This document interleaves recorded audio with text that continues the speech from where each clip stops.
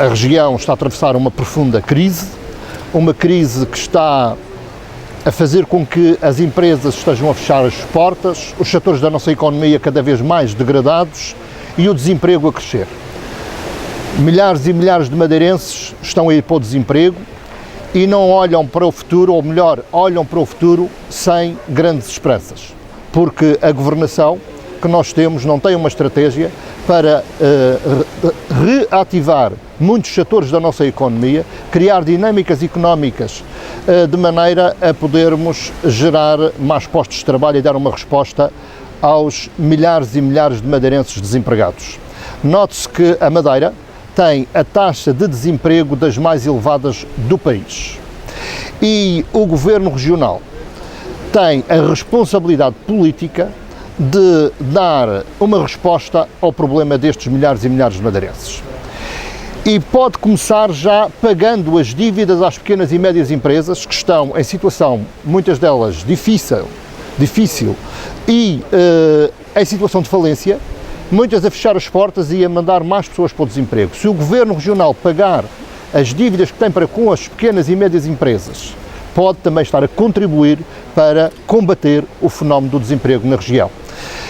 Para além de outras estratégias que deve de criar para dinamizar a nossa economia de maneira a podermos gerar mais postos de trabalho, com propostas que o Partido Socialista, por exemplo, já apresentou na Assembleia Legislativa. Nós apresentamos propostas que visavam incentivar a economia real na região, foram todas rejeitadas pelo PSD. Lamentamos esse facto, o que demonstra que o Governo Regional desistiu de combater o fenómeno do desemprego na região e, para além disso, o Governo Regional, mesmo criticando as políticas de austeridade de direita neoliberal que a Europa nos quer impor, aplicou todas as medidas que retiraram salário aos trabalhadores na região autónoma da Madeira. Coisa que não aconteceu na região autónoma dos Açores e que nós, Partido Socialista, defendemos que o orçamento da região, em vez de ir para os desperdícios que todos nós conhecemos, em vez de ir para obras que não são necessárias nem prioritárias neste momento, deveriam ser canalizados para ajudar as pequenas e médias empresas, para ajudar os trabalhadores em não lhes cortar o salário. Queria também deixar aqui um alerta no Dia do Trabalhador. O Partido Socialista, ao longo da sua luta política, tem se debatido ao lado dos trabalhadores pela conquista de direitos laborais. Direitos esses que estão a ser postos em causa por estas políticas neoliberais de direita que a Europa nos quer impor e que são defendidos sem qualquer pejo pelo Pedro Passos Coelho, pelo PSD a nível nacional, e por Alberto João Jardim,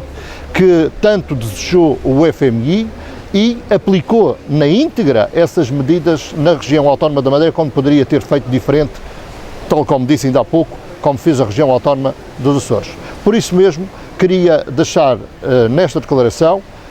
esta palavra de apreço para com todas as mães que merecem de facto o nosso carinho e